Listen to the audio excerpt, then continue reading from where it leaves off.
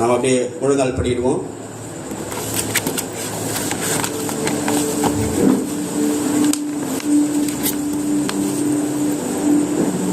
அதிகமாக நேசிக்கிற எங்கள் அன்பின் பிதாவே, இந்த வேளையில உடைய வார்த்தையை கேட்க வந்திருக்காங்க ஆண்டவரே.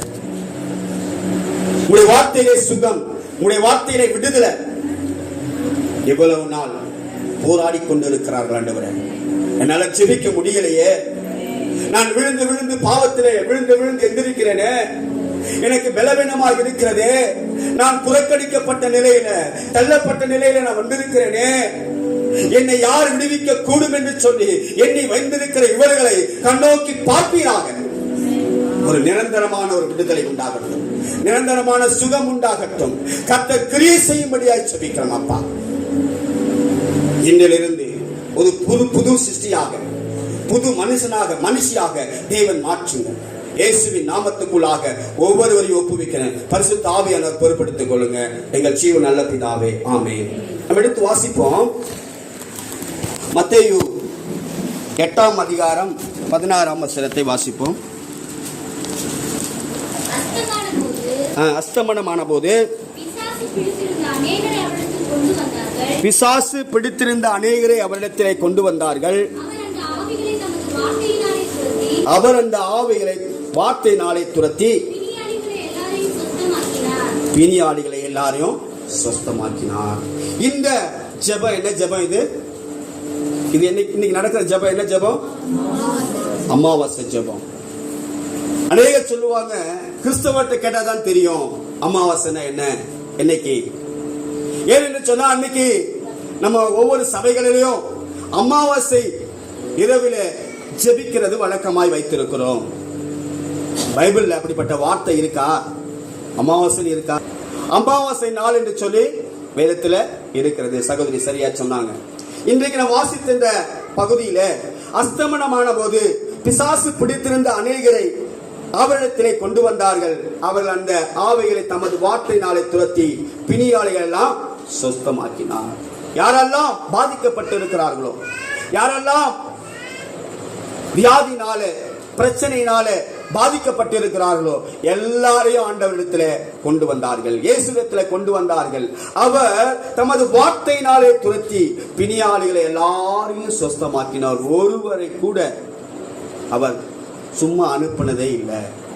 வேதத்தில் வாசிக்கும் போது இதைதான் எழுதப்பட்டு இருக்கிறது. இன்றைக்கு வந்திருக்கிற நீங்கள் எதெல்லாம் நீங்கள் பாதிக்கப்பட்டிருக்கிறீர்களோ, ஒருவேளை ஜெபிக்க முடியாத நிலையிலே காணப்படுகிறீர்களோ, இல்ல எவ்வளவுதான் வேலை செஞ்சாலும் அதற்குள்ள ஆசீர்வாதத்தின் நன்மையை சுதந்திரிக்க முடியலையே என்று வேதனைப்பட்டுக் கொண்டிருக்கிறீர்களோ, பில்லிசூனிய மந்திரவாதத்தினாலே பிசாசின் கிரியையினாலே பாதிக்கப்பட்டுக் கொண்டிருக்கிறீர்களோ, எதுவானாலும் சரி, இன்றைக்கு நான் சொல்றேன், ஆண்டவர் உங்களை விடுவிப்பார்.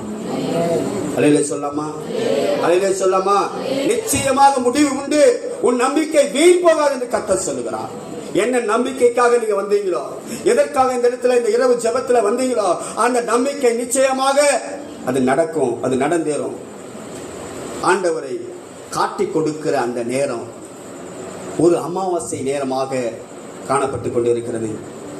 இயேசு சொல்றாரு, லூக்கா 22:53 22ஆம் அதிகாரம் 53ஆம் வசனத்தில் சொல்கிறார், நான் தினந்தோறும் தேவாலயத்தில் உங்களுடனே கூட இருக்கையில் நீங்கள் என்னை பிடிக்க கை நீட்டவில்லை, இதுவோ உங்களுடைய வேலையும் அந்தகாரத்தின் அதிகாரமாக இருக்கிறது. இயேசுவை காட்டி கொடுக்க யூதாஸ் வருகிற அந்த நேரம் கூட அந்தகாரத்தின் நேரம்.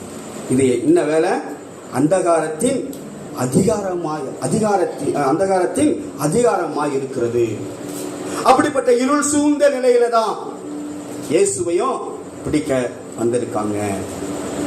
ஏனென்று சொன்னால், இயேசு சொல்லுகிறார், அந்தகாரத்துக்கு இருளுக்கும் அதிகாரம் கொடுக்கப்பட்டு இருக்கிறது. நான் பகல் முழுவதும் உங்க கூட தான் இருந்தேன், அப்பெல்லாம் பிடிக்க வரல.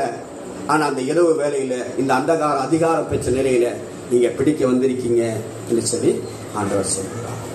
நம்முடைய வாழ்க்கையில பிசாசுடைய தாக்கங்கள் அல்லது பில்லிசூனிய மந்திரவாதங்கள்லாம் பலிக்குமா என்று சொன்னால், வேதத்துல அதெல்லாம் சொல்லப்பட்டிருக்கு. தேவாலயத்துல 18 வருஷமாய் கட்டப்பட்டிருந்த ஒரு கூனியை ஆண்டவர் பார்க்கிறார். அவர் பிரசங்கிக்க வருகிறார். எத்தனையோ பேர் பிரசங்கமார்கள் வந்து பிரசங்கம் பண்ணியிருப்பாங்க. ஆனால் இயேசு பிரசங்கம் பண்ண வரும்போதுதான் கூனி 18 வருஷமாய் கூன் தன்மையை கொடுத்து அவங்கள குனிய வச்சுக்கிட்டு இருக்கு.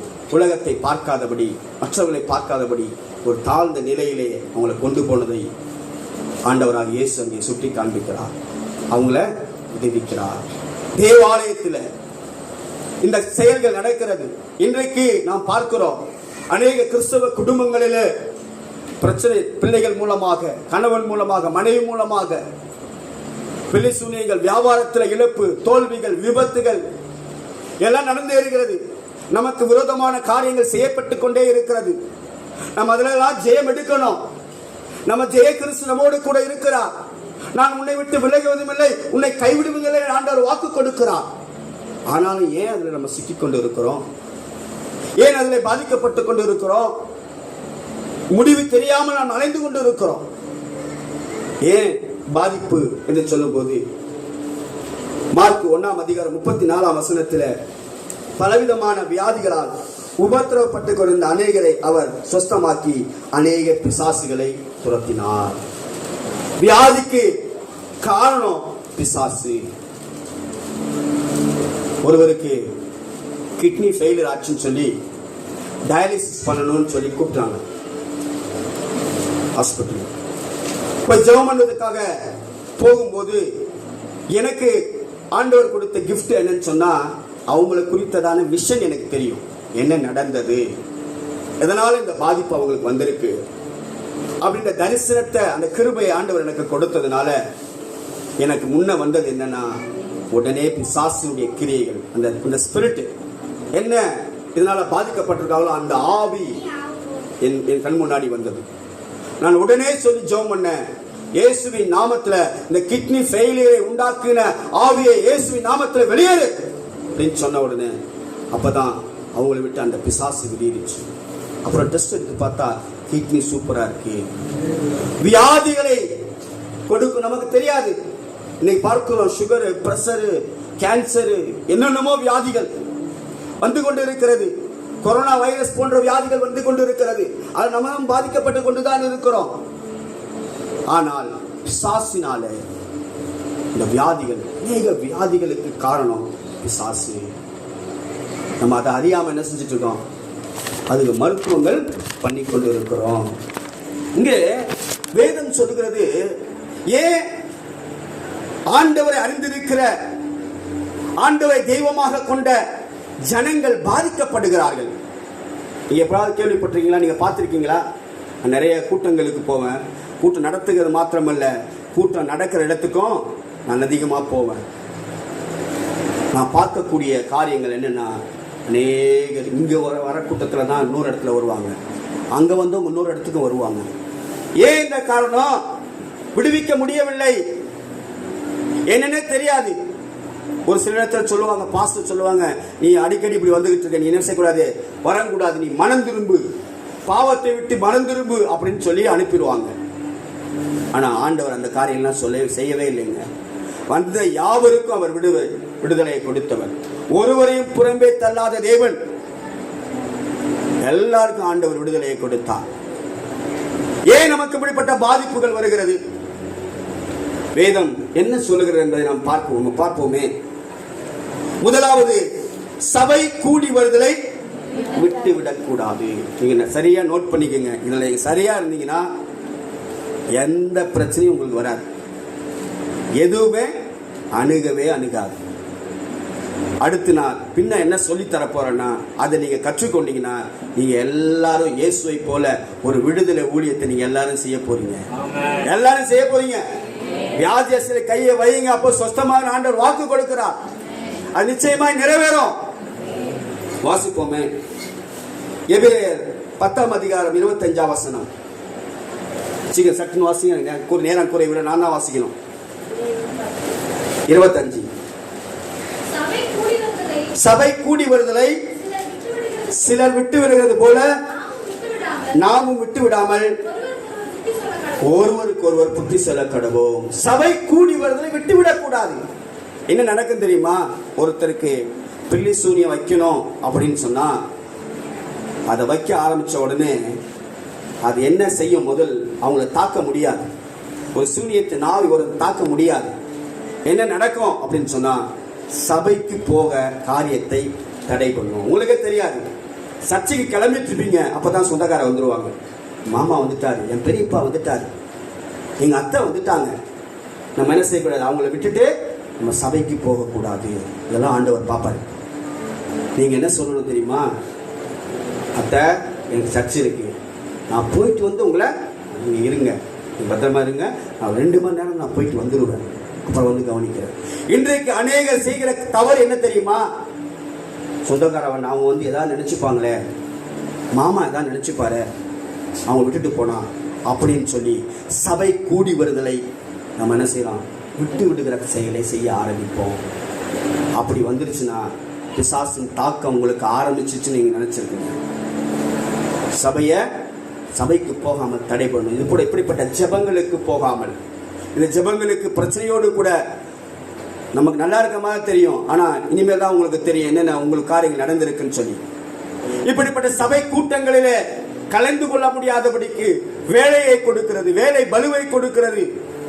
ஞாயிற்றுக்கிழமை நாட்களில் வேலை செய்ய போறது, அங்க போனா ஓட்டி கிடைக்குமே, வேலை செஞ்சா ஏதாவது கிடைக்குமே, நமக்கு வருமானம் குறைச்சலா இருக்கு, இதை பயன்படுத்திக் கொள்ளலாமே என்று சொல்லி நினைத்து வேலைக்கு கடந்து போகிற சம்பவங்கள் நம்மை அறியாமலே நடக்கும். நாம நினைச்சிருப்போம், போனா ஒரு 500 ரூபாய் கிடைச்சா நல்லது தானே, நம்ம போயிட்டு வருவோம், அப்புறம் சர்ச்சுக்கு போய்க்கலாம், அடுத்த வாரம் போய்க்கலாம். அப்படி சபை கூடி வருதலை நீங்கள் விட்டு விடுகிற போது உங்களுக்குள்ளாக பிசாசின் தாக்கங்கள் வருவதற்கு அது காரணமாய் அமைந்து விடுகிறது. இரண்டாவதாக, விக்கிரகங்களுக்கு படைத்தவைகளை சாப்பிடுவது. நல்லா கவனமா கேளுங்க. விக்கிரகங்களுக்கு படைத்தவைகளை சாப்பிடக்கூடாது, விக்கிரகங்களுக்கு போயிடக்கூடாது. அம்மா கூட்டிட்டு போனாங்க, தாத்தா கூட்டிட்டு போனாங்க, எங்க அப்பா கூட்டிட்டு போனாரு, நீ வந்து சும்மா இரு அப்படின்னு சொல்லி விக்கிரக இடத்துக்கு கூட்டிட்டு போனா போகவே கூடாது. நம்ம நினைப்போம் அதெல்லாம் என்ன ஒண்ணும் இல்லை, அதெல்லாம் ஒண்ணும் இல்லை, அது என்ன செஞ்சிட போகுது, நம்ம போகலாம் அப்படின்ற வைராக்கியத்தோடு போகிறவர்கள் உண்டு. இரண்டாவது, சாப்பிட கொடுக்கும்போது கூட வேலை செய்கிறவர்கள், நாம திருப்பதிக்கு போயிட்டு வந்தேன், இங்க போயிட்டு வந்தேன், இந்த கோயிலுக்கு போயிட்டு வந்தேன், லட்டு கொடுக்கறது, பிரசாதத்தை கொடுக்கறது, அவங்களுக்கு முன்னாடி நம்ம என்ன செஞ்சிருவோம், வாங்கி சாப்பிடுவது. இந்த காரியங்கள் செய்யும் போது பிசாசு உங்களுக்குள்ளாக வருவதற்கு நீங்களே இடம் கொடுத்து விட்டீர்கள் என்பதை அர்த்தம் கொள்ள வேண்டும். அப்போஸ்தலர் 21ஆம் அதிகாரம் 25ஆம் வசனத்துல, விசுவாசிகளான புறஜாதியார் இப்படிப்பட்டவர்களை கை கொள்ளாமல் விக்கிரகத்திற்கு படைத்ததற்கும் இரத்தத்திற்கும் நெருங்குண்டு செத்ததற்கும் வேசித்தனத்திற்கும் விலகிருக்க வேண்டும் என்று நாங்கள் தீர்மானம் பண்ணி அவர்களுக்கு எழுதி அனுப்பினோமே என்றார்கள். வேதம் தெளிவாய் சொல்லுகிறது. என்ன தீர்மானம் போட்டாங்க? விசுவாசிகள் சபையெல்லாம் வந்துருச்சு, சபைகள்லாம் வீடுகள் தோறும் நடக்கிறது. என்ன இவங்க தீர்மானம் பண்றாங்கன்னா, விக்கிரகங்களுக்கு படைத்ததையும் வேசித்தனத்திற்கும் இரத்தத்திற்கு நெருங்குண்டு செத்ததுக்கும் விலகி இருக்கணும் அப்படின்னு திட்டம் பண்ணி அவங்களுக்கெல்லாம் எழுதி அனுப்புறாங்க. நீங்க அங்க போக கூடாது. அந்த நாட்கள்ல அந்த வேலையை செஞ்சாங்க, இங்கேயும் போனாங்க அங்கேயும் போனாங்க, அங்க போகக்கூடாது. தெளிவாய் தெரிந்து கொள்ள வேண்டும். விக்கிரகங்கள் இருக்கிற இடத்துல போயிடக்கூடாது. இரண்டாவது, விக்கிரகங்களுக்கு படைத்தவைகளை சாப்பிடக்கூடாது. மூன்றாவதாக, கோபம் கொண்டாலும் பாவம் செய்யாதிருங்கள். எபேசியர் 4:26-27 சொல்லுகிறது, நீங்கள் கோபம் கொண்டாலும் பாவம் செய்யாதிருங்கள். சூரியன் அஸ்தமனத்திற்கு முன்பாக உங்கள் எரிச்சல் தனியே கடவுது, பிசாசுக்கு இடம் கொடாமலும் இருங்கள். கவனமா கேளுங்க. நீங்க ஐயா பிரசங்கத்தில் இங்க சொன்னாங்க, அறிக்கையிடுதல்ல ஒரு பெரிய அறிக்கையிடுதல் இங்க ஆண்டவர் நல்லா கற்றுக் கொடுத்தாரு ஊழியக்காரர் மூலமா. எல்லாவற்றையும் நீங்கள் அறிக்கையிட்டீங்க, நான் அதை பார்த்துட்டு தான் இருந்தேன். எல்லாம் அறிக்கையிட்டு நம்ம விட்டு விடுகிறேன்னு சொன்னா தேவனுடைய இரக்கம், தேவனுடைய கிருபை நம்மை சொந்து கொள்ளும். வேதம் சொல்லுகிறது, கோபம் கொண்டாலும் பாவம் செய்யாதீர்கள். கோபம் நியாயமானதுதான், ஆனா அது பெரிய அளவுக்கு விபரீதத்தில் முடிகிறது. அநேக குடும்பங்களில் பிரிவினைகளை உண்டாக்கி டைவர்ஸ், இப்படிப்பட்ட காரியங்கள் கிறிஸ்தவத்தில் நடந்துகிட்டே இருக்கு. கோர்ட்டு பக்கம் போனா ஒரு ஜட்ஜி சொன்னாரு, 95% பேர் கிறிஸ்தவர்கள் தான் வராங்க டைவர்ஸ்க்கு. ஏன் உங்களால ஒரு உங்க இதுல வந்து சேர்த்து வச்சு பேசி வைக்க மாட்டீங்களா? அவங்க சொல்ல காரியம், ஊழியக்காரரே வராங்க, அந்த அங்கேயே போட்டுக்கிட்டே வராங்க, உங்க ஆண்டவர் இதுதான் கற்றுக் கொடுக்கிறாரா? அப்படிப்பட்ட கேள்வி இருக்க. காரணம் என்னன்னா, கோபத்தினாலே ஏதோ ஒரு கோபம், கணவனோ மனைவியோ இதனால பிரச்சனைகள் வந்து அது பூதாகாரமாகி பிசாசு தன்னுடைய வாழ்க்கையில கிரியை செய்வதற்கு இடம் கொடுத்து விட்டு பிரிவினைகளை நிரந்தரமாக உண்டு பண்ணி விடுகிறான். கோபம் கொண்டாலும் பாவம் செய்யக்கூடாது. சண்டை வந்துருச்சா, சூரியன் அஸ்தமிக்கு முன்னாடி நம்ம செஞ்சது தப்போ ரைட்டோ நம்ம என்ன செஞ்சிடணும், நம்ம துணைவியார்கிட்டையோ அல்லது மனைவியார்கிட்டையோ மன்னிப்பு கேட்கணும். ஒருத்தர் சொல்லுங்க, கேட்டு பாருங்களேன், நான் அப்படி தப்பாக பேசிட்டேம்மா, மன்னிச்சுங்கம்மா, நான் கோவப்பட்டேன், மன்னிச்சுங்க அப்படின்ற ஒரு வார்த்தையை சொல்லி பாருங்களேன். அதுதான் ஆண்டவர் விரும்புகிற காரியம். பிசாசு வெட்கப்பட்டு போகக்கூடிய காரியம். நானா தப்பு செஞ்சேன், நான் எந்த தப்பு செய்யல, ஏன் என்னை பிடித்து அனாத பழி சுமத்துறாங்க அப்படின்னு சொல்லி நம்ம நினைச்சா பிசாசு வருவதற்கு நாமே இடம் கொடுத்து விட்டோம். கோபம் கொண்டாலும் பாவம் செய்யாதிருங்கள். நீங்கள் முன்னே செய்த பிரார்த்தனைகளை, உடன்படிக்கைகளை நினைத்து பாருங்க.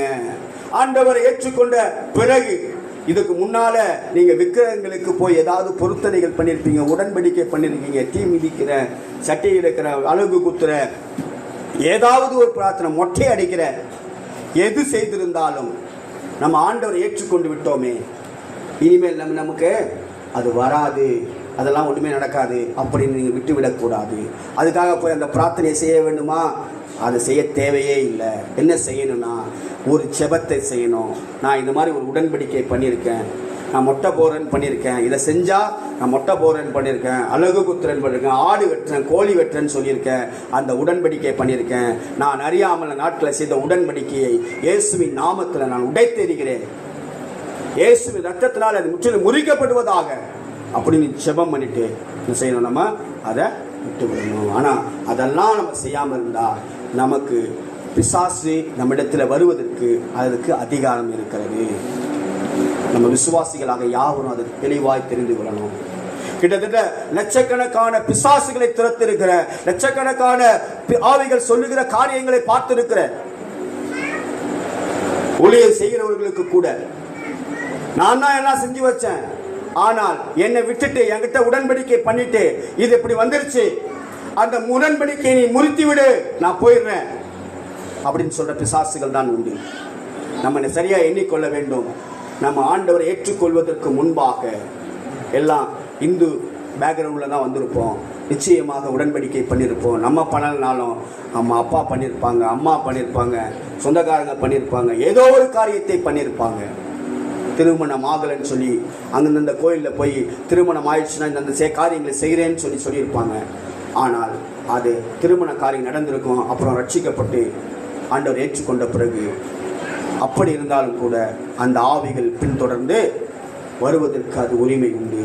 இங்கே வேதம் சொல்லுகிறது, அப்போஸ்தலர் 18ஆம் அதிகாரம் 18ஆம் வசனத்தில், பவுல் அநேக நாள் அங்கே தரித்திருந்த பின்பு சகோதரத்தில் உத்தரவு பெற்றுக்கொண்டு தனக்கு ஒரு பிரார்த்தனை உண்டாயிருப்பது இருந்தபடியால் கெங்கிரேயா பட்டணத்தை தலைச்சவரம் பண்ணிக்கொண்டு சீரியா தேசத்துக்கு போக கப்பல் ஏறினார்.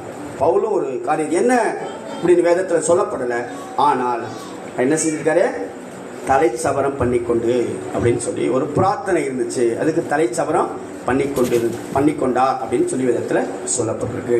அடுத்ததாக, அந்நிய நுகத்திலே அவிவிசுவாசிகளோடு பிணைக்கப்படாதிருப்பீர்களாக. அந்நிய நுகத்தோடு அவிவிசுவாசிகளோடு கனெக்ஷனே இருக்கக்கூடாது. அவங்க கூட அவங்க செய்கிறது போல அவங்க வீட்டுக்கு அடிக்கடி போகிறது, அவங்களோட பிணைக்கப்படுகிறது, அவங்களோட அதிக நேரம் பேசிக்கொண்டு இருப்பது, இந்த செயலை செய்யக்கூடாது. நம்ம என்ன செய்வோம், அவங்களை எப்படியாவது நாங்கள் விசுவாசத்தில் நாங்கள் நடத்திடுவோம், அவங்க ரட்சிக்கு போக்காங்க நாங்கள் ஜெபம் பண்ணிட்டு இருக்கோன்னு சொல்லி அடிக்கடி ஒருத்தர் சந்திக்க போனீங்கன்னா அது மூலமாய் வேதம் சொல்லுகிறது அவிவிசுவாசிகளோடு பிணைக்கப்படக்கூடாது. இன்றைக்கு என்ன நடக்குன்னு சொன்னா, ரட்சிக்கப்பட்ட மாப்பிள்ளையோ பொண்ணோ ரட்சிக்கப்படாதிருக்கிற ஒருத்தையோ ஒருவனையோ திருமணம் செய்யும் போது அந்த பிணைப்பில பிசாசு கிரியை செய்து அநேக குடும்பங்களை சிதைத்து போடுகிறான். நம்ம அறியாமல செஞ்சிடறோம். சொல்றோம், எங்க சபையில் அடிக்கடி வருவாங்க, நாங்கள் எல்லாம் கிறிஸ்தவத்தில் பொண்ணு பார்த்தோம், கிடைக்கவே இல்லை, அதனால எங்கள் சொந்தக்கார பிள்ளை ஒருத்தர் இருக்கு, அவங்க என்ன செஞ்சிருவோம், நாங்கள் வந்துட்டு அப்புறம் ரட்சிக்கப்பட வச்சிருக்கோம், ஒரு ஆத்மா கிடைச்சிரும்ல, நம்ம சர்ச்சைக்கு கூட்டிட்டு வந்துடுவோம். நான் சொல்லுவேன், அந்நிய நுகத்திலே அவிவிசுவாசிகளை பிணைக்கப்பட உனக்கும் அவங்களுக்கு சம்பந்தமே இல்லை, உன் மகனுக்கும் அவங்களுக்கு சம்பந்தமே கிடையாது. அந்த ஒரு பிணைப்பு சரியா இருக்கவே இருக்காது. இதுதான் வேதம் சொல்லுகிறது. இதை மீறி அவங்க சொல்லுவாங்க இது ஆண்டவருடைய சித்தம், இது ஆண்டவருடைய சித்தமே இல்லை. ஏன்னா வேதம் இதைத்தான் சொல்லுது. அவிவிசுவாசிகள் அந்நிய நுகத்தில் அவிவிசுவாசிகளோடு பிணைக்கப்படாது. அப்புறம் என்ன நடக்கும் தெரியுமா? உடமை வாழவே முடியாது. பிரச்சனை ஒவ்வொரு நாளும் பிரச்சனையும் போராட்டம் டைவர்ஸ் அந்த நிலைக்கு தான் நிற்கும். எத்தனையோ குடும்பங்கள் சீரழிவதற்கு காரணம் அந்நிய நுகத்திலே அவிவிசுவாசிகளோடு பிணைக்கப்படும் போது பிசாசானவனுக்கு நம்ம தாராளமா ஒரு இடத்தை கொடுத்து விடுகிறோம். கனியற்ற அந்தகார கிரியைகளுக்கு உடன்படக்கூடாது. ஆறாவதாக கனியற்ற அந்தகார கிரியைகளுக்கு உடன்படக்கூடாது. அவற்றை கடிந்து கொள்ளணும். அவற்றை கடிந்து ஒரு இது வருதா, ஒரு இச்சையான சம்பவங்கள் ஒரு நம்ம போகிறோம், ஒரு செல்ஃபோன்லேயே பார்க்குறோம், ஒரு சின்ன திடீர்னு பார்த்தா ஒரு இச்சையான சம்பவங்கள் அதில் வந்துடுது, ஃபோட்டோஸோ வீடியோ வந்துடுது. உடனே என்ன செஞ்சிடணும்? அதை உடன்பட்டு அதை பார்த்துக்கிட்டு இருக்க உடனே கடிந்து கொள்ளணும். அதை கடிந்து கொள்ளணும். அப்படி நம்ம என்ன செய்யக்கூடாது? அந்தகார கிரியைகள், கனியற்ற அந்தகார கிரியைகளுக்கு உடன்படக்கூடாது. ஏன்னா தேவனுக்கு கீழ்ப்படிந்திருங்கள். யாக்கோபு 4ஆம் அதிகாரம் 7ஆம் வசனம் சொல்ல, ஆகையால் தேவனுக்கு கீழ்ப்படிந்திருங்கள், பிசாசுக்கு எதிர்த்து நில்லுங்கள், அப்போது அவன் உங்களை விட்டு ஓடி போவான். ஒளியின் ஆயுதங்களை தரித்துக் கொள்ளுங்கள். ரோமர் 13ஆம் அதிகாரம் 12ஆம் வசனம். இரவு சென்று போயிற்று, பகல் சமீபமாயிற்று, ஆகையால் அந்தகாரத்திற்கு நாம் தள்ளி ஒளியின் ஆயுதங்களை தரித்துக் கொள்கிறோம். ஒளியின் ஆயுதங்களை தரித்துக் கொள்ளணும். அறிக்கை ஜெபத்தில் சொல்லிக் கொடுக்கப்படும் தேவனுடைய வார்த்தை, தேவனுடைய வெளிச்சம், அந்த வார்த்தை நமக்குள்ளாக அது காணப்படணும். அது ஒளியின் ஆயுதம். அது பிசாசை துரத்துவதற்கு தேவ ஆவியின் இந்த பட்டயத்தை எடுக்கணும். எபேசியர் 6ஆம் அதிகாரத்தில் சொல்லப்பட்டிருக்கு. வேதத்தை வாசிக்கணும், அனுதினமும் வேதத்தை வாசிக்கணும், ஜெபிக்கணும். ஒளியின் ஆயுதம் நம்ம கிட்ட இருக்கணும். அப்பதான் என்ன செய்ய முடியாது? பிசாசு நமக்குள்ளாக, நம்ம குடும்பத்துக்குள்ளாக எதுவுமே நுழையவே வழி இல்லை, வழி இருக்காது. ஜெபிக்கிற ஒருத்தர் ஒரு குடும்பத்தை இருந்துட்டா பிசாசு ஒண்ணுமே செய்ய முடியாதுங்க, உள்ளே நுழைய கூட முடியாது. ஆனால் அவங்களையும் மடக்கி போட்டு தூக்கத்தை கொடுப்பது, ஜெபிக்க கூடிய நேரத்தை குறைப்பது. 1 மணி நேரமாவது ஆண்டவர் சொல்ற ஜெபம் பண்றான்னு சொல்ற எத்தனை குடும்பங்கள், எத்தனை பேர் 1 மணி நேரம் ஜெபம் பண்ணி கொஞ்சம் கை தூக்கி சொல்ல முடியுமா? நான் 1 மணி நேரம் ஜெபம் பண்றேன்னு சொல்ல முடியுமா? பாருங்க, நம்ம இடத்துல இருக்கோம். 1 மணி நேரமாவது நிச்சயமா ஜெபம் பண்ணி ஆகணும். ஆண்டவர் கொடுத்த கட்டளை தான், சீசர்களை தான் சொல்றார், நீங்க 1 மணி நேரமாவது ஜெபம் பண்ணக்கூடாதா?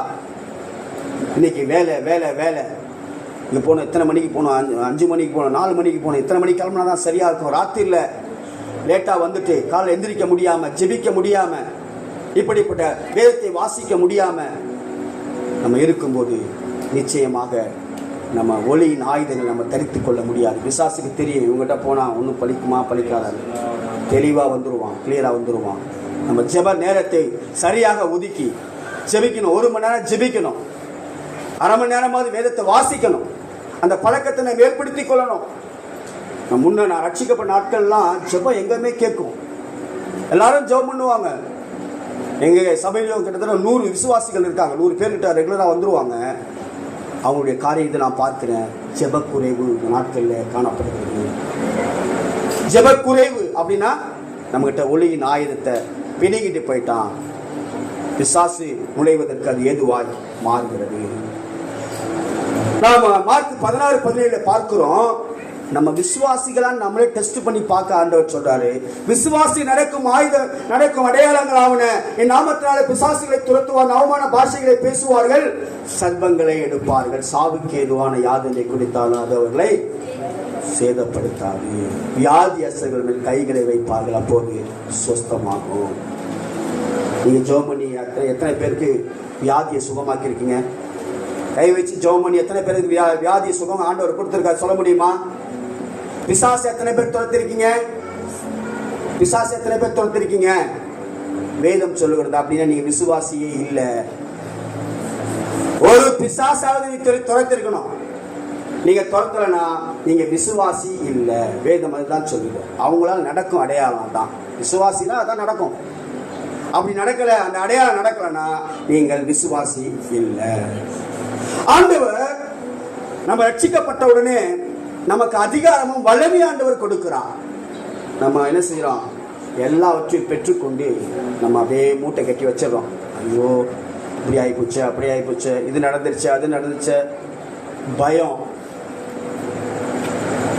பயந்துக்கிட்டு பல காரியங்களை செய்யலாம். ஆனால் ஆண்டவர் நமக்கு அதிகாரம் வல்லமையும் நம்ம ரட்சிக்கப்பட்ட உடனே ஏற்றுக்கொண்ட உடனே அதிகாரம் வல்லமையும் கொடுத்தார். லூக்கா 9:1 தம்முடைய 12 சீஷர்களை வரவழைத்து சகல பிசாசுகளையும் துரத்தவும் வியாதி உள்ளவர்களை குணமாக்கவும் அவர்களுக்கு அதிகாரமும் வல்லமையும் கொடுத்தார். ஒவ்வொருவருக்கும் அதிகார வல்லமையை கொடுத்திருக்காருங்க. ஒவ்வொருவருக்கும் கொடுத்திருக்காரு. உங்க ஒவ்வொருவருக்கும் அதிகாரமும் உண்டு, வல்லமை உண்டு. எல்லாரும் பிசாசை துரத்த முடியும், எல்லாரும் வியாதிகளை சுத்தமாக்க முடியும். அந்த அதிகாரமும் வல்லமையை ஆண்டவர் ஒவ்வொருவருக்கும் கொடுத்திருக்கிறார். அந்த அதிகாரத்தை பயன்படுத்த தெரியணும். நான் பயன்படுத்த தெரிஞ்சேன்னா உங்ககிட்ட வந்து நான் பேச வந்திருக்கிறேன், நான் சாட்சியாய் சொல்ல வந்திருக்கிறேன். அதிகார வல்லமை இருக்குன்னு எனக்கு வேதம் கற்றுக் கொடுத்துச்சு. நான் பைபிள் வாசிக்கும் போது எனக்கு கற்றுக் கொடுத்துச்சு. உனக்கு அதிகாரம் வல்லமை கொடுத்திருக்கிறேன் என்று வேதம் சொல்லிச்சுப்பா. அந்த அதிகாரத்தை வல்லமையை தான் செயல்படுத்த ஆரம்பிச்சு. நீங்க ஒவ்வொருவரும் செயல்படுத்த ஆரம்பிச்சீங்கன்னா இந்த ஓமலர் முழுவதும் சந்திக்கப்படும். ஓமலர் முழுவதும் சந்திக்கப்படும். நீங்க அந்த அதிகாரத்தை எடுக்கணும் கையில. அந்த அதிகாரத்தை வல்லமை கையில எடுக்கணும். இயேசு சொல்றாரு, இயேசுவின் நாமத்தினாலே பிசாசுகளை துரத்துங்க. மார்க் 9:28 சொல்லுகிறது, அப்போது யோவான் அவை நோக்கி, போதகரை நம்மை பின்பற்றாத ஒருவன் உமது நாமத்தினாலே பிசாசுகளை துரத்த காண்டோம், அவன் நம்மை பின்பற்றாத ஆனால் அவனை தடுத்தோம் என்றார்கள். அப்ப என்ன நடந்துச்சு? அவங்க இயேசுவையே அறியல, ஆனா இயேசுவை நாமத்தை சொல்லி பிசாசை துரத்தினதாக வேதம் சொல்லுகிறது. இயேசு நம்மகிட்ட என்கிட்ட ஒண்ணும் கிடையாதுங்க, என்கிட்ட எதுவும் கிடையாது. ஏன்னா என்கிட்ட இருக்கிறது இயேசுவின் நாமம். சொன்ன ஜீவன் உள்ள நாமம். அந்த இயேசுவின் நாமம் இருக்கு. அந்த நாமத்திற்கு அதிகாரமும் வல்லமையும் இருக்கிறது. அந்த நாமம் அப்படிப்பட்டதா இருக்கிறது. வானோர் பூதலத்தோர் யாவும் முழங்கால்கள் முட்டங்கும், நாவல் யாரும் அதிக்க பண்ணும். அப்படிப்பட்ட நாமத்தை உடையது. கடைசியாக சபை சத்துருடைய சகல வல்லமையை மேற்கொள்ள ஆண்டவர் அதிகாரம் கொடுத்திருக்கிறார். உங்க ஒவ்வொருவருக்கும் அதிகாரம் கொடுத்திருக்கிறார். சத்துருடைய சகல வல்லமை, அது எதுவானாலும் சரி, அது பில்லி சூனியமோ மந்திரவாதமோ பேய பிசாசோ எல்லாவற்றையும் மேற்கொள்ள உங்களுக்கு அதிகாரம் கொடுத்திருக்கிறேன். லூக்கா 10:19 சொல்லுகிறார், இதோ சர்ப்பங்களை தேள்களை மிதிக்கவும் சத்துருடைய சகல வல்லமையை மேற்கொள்ள உங்களுக்கு அதிகாரம் கொடுத்தேன், அது உங்களை சேதப்படுத்த மாட்டாது. ஆண்டவரே சொல்லிட்டாரு, அது உங்களை, சொல்லுங்க, தூக்கம் வந்துருச்சா? அது உங்களை சேதப்படுத்த மாட்டாது. பாதாளத்தின் வாசல்கள் அதை மேற்கொள்வதில்லை. நான் உங்களுக்கு சொல்லுகிறேன். மார்க் 16:18 சொல்லப்பட்டிருக்கு, நான் உங்களுக்கு சொல்லுகிறேன், நீ பேதுருவா இருக்கிறாய், இந்த கல்லின் மேல் என் சபையை கட்டுவேன், பாதாளத்தின் வாசல்கள் அதை மேற்கொள்ள முடியாது. உங்களை ஒன்றும் மேற்கொள்ள முடியாதுங்க. நம்ம தான் தேவனுடைய சபை, நம்ம தான் சபை, நம்ம கூடி வருகிற ஒரு இடம். ஆனால் ஒவ்வொருவரும் தேவனுடைய சபையாக, தேவனுடைய ஆலயமாக நம்ம இருக்கிறோம். நம்ம தேவனுடைய ஆலயம். நம்ம இதை ஒன்றும் யாராலும் சேதப்படுத்த முடியாது, அதை மேற்கொள்ள முடியாது. கட்டவும் கட்டவிழ்க்கவும் நமக்கு அதிகாரம் கொடுக்கப்பட்டு இருக்கிறது. அதனால ஏன் இந்த காரியங்கள் இருந்தாலும் ஏன் நம்ம செயல்படுத்த முடியலன்னு சொன்னா, ஆதியில் இருந்த அன்பை விட்டுவிட்டா என்று சொல்லி இடத்திலே குறை உண்டு என்று ஆண்டவர் சொல்கிறார். ஒருவரையும் யோசித்து பாருங்களேன், ஒருவரை எண்ணி பாருங்களேன். ஆரம்பத்தில் இருந்த அந்த வைராக்கியம் எங்கே? ஆரம்பத்தில் இருந்த ஜெபம் எங்கே? ஆரம்பத்தில் இருந்த ஊழியம் எங்கே இருக்காப்போ? இருக்கா? அதே மாதிரி செஞ்சுக்கிட்டு இருக்கீங்களா? இல்ல அதோட அதிகமா செஞ்சுக்கிட்டு இருக்கீங்களா? ஆண்டவர் சொல்லுகிறார், அதுல குறை உண்டு. ஆண்டவருக்கு என்று கொடுப்பது, ஆண்டவருக்கு என்று உழைப்பது, அதுல குறைவு உண்டு. அந்த ஆதியில் இருந்த அன்பு விட்டு விட்டது நிமித்தமாகத்தான், அந்த காரணமாகத்தான் பல பிரச்சனைகளுக்கு நாமளே வழிவாசலை திறந்து கொடுத்துட்டு அப்புறம் நம்ம என்ன செஞ்சிட்டோம்? வேதனைப்பட்டு கொண்டு இருக்கிறோம். வியாதி என்ற வேதனை, குடும்பத்துல பிரச்சனை என்ற வேதனை, பிள்ளைகள் கீழ்ப்படியவில்லையே என்ற வேதனை, பிள்ளை சூனியத்தினாலே பிசாசினாலே பாதிக்கப்பட்டு அனுதினமும் வேதனைப்பட்டு கொண்டு இருக்கிறோம். ஆதியில் இருந்த அந்த அன்பை நாம் கை கொள்ள வேண்டும். வெளிப்படுத்தினர் விசேஷன் 22ஆம் அதிகாரம் 13-14 வசனம் சொல்லுகிறது, உன் கிரியைகளையும் சாத்தானுக்கு வாசிங்க. இந்த வசனத்தை வெளிப்படுத்த 2ஆம் அதிகாரம் 13-14 வசனம் வாசிங்க. உன் கிரியைகளையும் சாத்தானுடைய சிங்காசனமாக இருக்கிற நீ குடியிருக்கிறதையும் என் நாமத்தை பற்றி கொண்டிருக்கிறதையும் சாத்தான் குடிக்கொண்டிருக்கிற இடத்துல சாட்சியாக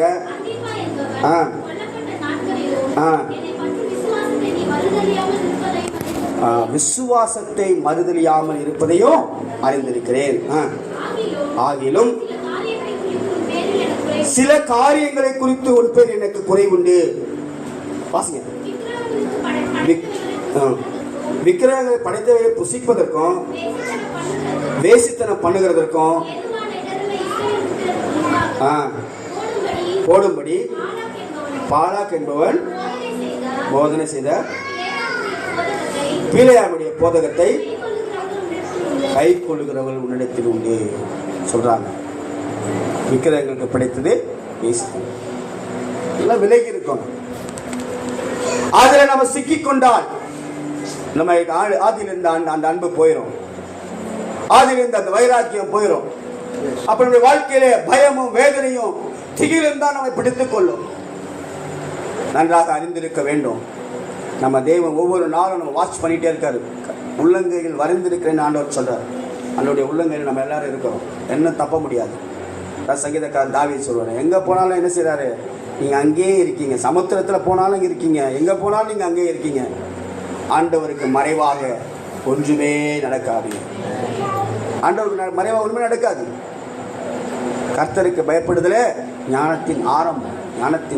ஞானம் என்ன ஆரம்பம் தான். கர்த்தருக்கு பயப்படும். ஆண்டவர் இருக்கிறார். எந்த காரியத்திலையும் ஆண்டவர் வாட்ச் பண்ணி கொண்டு இருக்கிறார், பார்த்துக்கிட்டே தான் இருக்கிறாரு. அந்த பயம் வேணும். யாரும் இல்லையே நம்ம செஞ்சிடலாமே, யாரும் இல்லையே இதை பண்ணிடலாமே அப்படின்னு நீங்க ஒருபோது நினைக்க கூடாது. தேவன் பார்த்து கொண்டே இருக்கிறார். இந்த செயலை நீங்கள் செய்யும் போது உங்களுக்குள்ளாக எதுவும் அணுக முடியாது. கடைசியாக சர்வாயுத வர்க்கத்தையும் எடுத்துக்கொள்ளுங்கள். வாசிப்பதற்கு நேரம் இல்லை. சர்வாயுத வர்க்கத்தை எடுத்து பிசாசை என்ன செஞ்சணும், துரத்தணும். அந்த வல்லமைகளை உடைக்கணும். அப்படியே நம்ம முழங்கால் படிடுங்க, அப்படியே முழங்கால் படிடுங்க. நேரம் குறைவாக இருந்தால சுருக்கமாக முடிக்கணும். சரியா சீக்கிரமாக சொல்லிட்டேன். ஆனாலும் சில பாயிண்ட்டுகளை உங்களுக்கு சொல்லியிருக்கேன். இந்த வார்த்தையின் மூலமாய் நிச்சயமாக ஆண்டவர்களோடு கூட பேசிக்கொண்டிருப்பார். ஒருவேளை ரட்சிக்கப்படுவதற்கு முன்பாக நீங்க உடன்படிக்கை பண்ணியிருந்தா அந்த உடன்படிக்கையை இப்போதே முறித்திருங்க. இந்த ராத்திரியிலே முறித்திருங்க. ஆதியில் அந்த அன்பை விட்டு இருந்தா மறுபடியும் தொடங்குங்க. வேதம் வாசிங்க. ஆண்டவருக்கு என்று கொடுப்பதும் ஊழியம் செய்வதிலும் உங்களுடைய நேரத்தை செலவிடுங்க. விக்கிரகங்களுக்கும் வேசித்தனத்துக்கும் விலகி இருங்க. கோபம் கொண்டாலும் பாவம் செய்யாதிருங்க.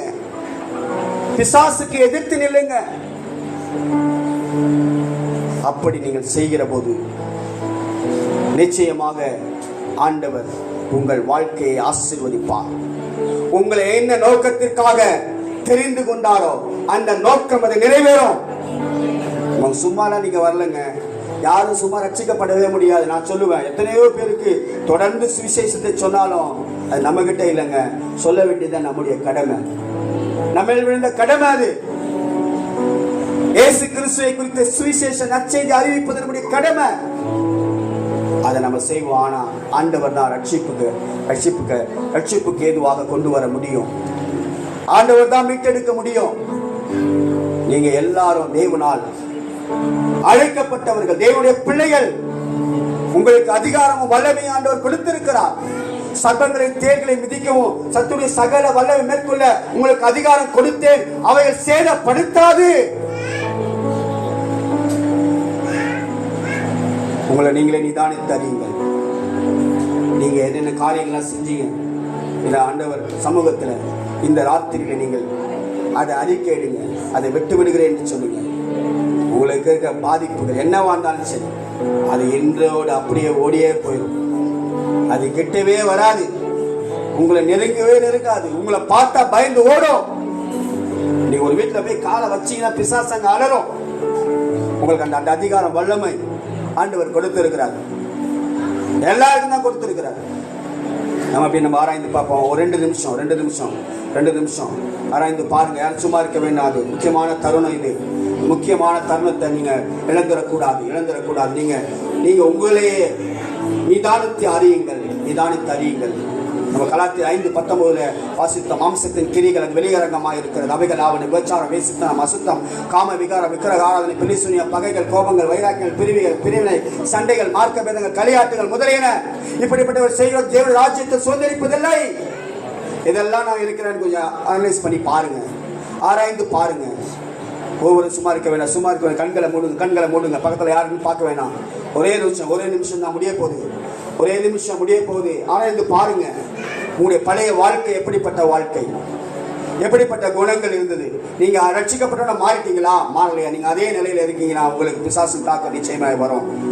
கனி கொடுக்கிற வாழ்க்கை வேணும். அன்பு, சந்தோஷம், சமாதானம், நீடிய பொறுமை, சாந்தம், தயவு, நிச்சயம், இப்படிப்பட்ட கனிகள் உங்கள் வாழ்க்கையில வரணும். ஆண்டவரே, நான் கோவப்பட்டிருக்கேன். ஆண்டவரே, நான் அப்பாட்ட கோவப்பட்டிருக்கேன், அம்மாட்ட கோவப்பட்டேன், என்ன மன்னிங்க ஆண்டவரே. சொல்லுங்க. அதுல பாதிக்கப்பட்டவங்க சொல்லுங்க. இன்னைக்கு ஒரு விடுதலை வரணும். திரும்ப வரக்கூடாது. திரும்பி ஜெபிக்க முடியாதபடி விழுந்து எந்திரிக்கிற, ஜெபிக்க முடியல, நான் ஜெபிக்கிற விருப்பப்படுறேன், ஆனா ஜெபிக்க முடியல, அப்படியே விழுந்து எந்திரிக்கக்கூடிய அனுபவங்கள் அநேகருக்கு உண்டு. இந்த நாள்ல நீங்க அறிக்கை எடுங்க. நான் இதெல்லாம் செய்யாம நிச்சயமா ஆண்டவர் காரியத்தை செய்ய முடியாது. இந்த வேலையில இதோ ஒரு புதிய காரியத்தை செய்கிற இப்போது தோன்றும் என்று ஆண்டவர் சொல்லுகிறார். அறிக்கை எடுங்க. விக்கிரகங்களுக்கு படைக்கப்பட்டு சாப்பிட்டிருக்கீங்களா? விக்கிரக கோயிலுக்கு போயிருக்கீங்களா? உடன்படிக்கை பண்ணிருக்கீங்க? ஆராய்ந்து பாருங்க. அதுக்கு இருக்கு உடன்படிக்கை. ஆண்டவரே, அந்த பிசாசுக்கு எங்களுக்கு உள்ள அந்த விக்கிரக கோயிலுக்கு எனக்கு உள்ள உடன்படிக்கை இயேசுவின் நாமத்துல உடைக்கிறேன். சொல்லுங்க. அதுக்கு போயிருக்கிறவங்க சொல்லுங்க. யோசனை பண்ணி பாருங்க. ஆண்டவர் உங்களுக்கு நிச்சயமா நினைப்பூட்டுவார். சொல்லுங்க, சீக்கிரம் சொல்லுங்க. உடன்படிக்கைகளை நினைவு கூர்ந்து பாருங்க. அடுத்ததாக கோபம், வைராக்கியம். இந்த மாதிரி நான் செத்தாலும் போக மாட்டேன், அப்படி வைராக்கியப்பட்டிருக்கீங்களா? ஒரு சகோதரத்துல நீ அன்பு கூறுனா நீ காணிக்கை வந்து செலுத்தாதன்னு சொல்லி வச்சுட்டு போ. முதல்ல ஒப்புரவாக. சகோதரத்துல நிறைய பேர் ஒப்புரவாகாம இருக்கீங்க. ஒரு பகைமை உணர்வு காணப்படுகிறது. சகோதரியே, எண்ணி பாருங்க. சகோதரத்தை ஒப்புரவாங்க. தப்பே செய்யணும், மன்னிப்பு கேளுங்க. சகோதரத்தை ஒப்புரவாங்க. இப்ப அறிக்கை எடுங்க. நான் இப்படி அண்ணன்கிட்ட, தம்பிகிட்ட, மாமாட்ட, மச்சான்ட்ட நான் இப்படிலாம் இருந்திருக்கேன், நான் பேசாம இருந்திருக்கேன். ஆண்டவரே, என்ன மன்னிங்க ஆண்டவரே. காண்ற சகோதரத்தை அன்பு கூறாம காணா தேவனிடத்துல எப்படி அன்பு கூற முடியும்? ஆண்டவரே, என்ன மன்னிங்க ஆண்டவரே. நான் அவளை ஒதுக்கி தள்ளினேன், நான் வெறுத்தேன். அவ தீமை செஞ்சதுனால நான் வெறுத்தேன். ஆண்டவரே, மன்னிங்க ஆண்டவரே, அவர்களை மன்னிங்க ஆண்டவரே. நான் அவளை மனசால மன்னிக்கிறேன். சகோதரத்தை அன்பு கூற ஜெபம் பண்ணுங்க. ஆண்டவர் எல்லாம் உணர்த்திக்கிட்டே இருக்காரு, சொல்லிக்கிட்டே இருக்காரு. அநேகர் இப்படிப்பட்ட காரியங்கள் இருக்கீங்க. உங்களிடத்துல மன்னிக்காத தன்மை இருந்துகிட்டே இருக்கு. மன்னிக்காத தன்மை இருக்கும்போது அது பிசாசுடைய குணம். அந்த மன்னிக்க தன்மை வரணும். மன்னிக்கிற ஆண்டவரை சொல்லுங்க. பேர் சொல்லுங்க. சகோதரனோ சகோதரியோ யாரா இருந்த உறவின் முறைகளை சொல்லி, சபையில வருகிற உறவின் முறைகளை சொல்லி நீங்க ஜெபம் பண்ணுங்க. ஒப்பு கொடுங்க. சீக்கிரம் ஒப்பு கொடுங்க. ஆண்டவரே, எனக்கு இப்படி பகைமை உணர்வு உண்டு, இந்த மன்னிக்காத தன்மை உண்டு. ஆண்டவரே, இந்த வேலையில இந்த செய்தியை கேட்டு நான் மன்னிக்கிறேன். ஆண்டவரே, அப்பாவை மன்னிக்கிறேன், அம்மாவை மன்னிக்கிறேன், சகோதரன் மன்னிக்கிறேன். ஆண்டவரே, சொல்லுங்க. கழுவு ஆண்டவரே. பாவம் மன்னிப்பு, பாவம் என்பது நான் உணர்ந்திருக்கிறேன் ஆண்டவரே. ஆனா தொடர்ந்து செஞ்சுக்கிட்டு இருக்கேன், என்ன மன்னிச்சிருங்க ஆண்டவரே. கண்கள், இச்சைகள், ஜீவனத்தின் பெருமைகளை ஆண்டவரே மன்னிங்க ஆண்டவரே.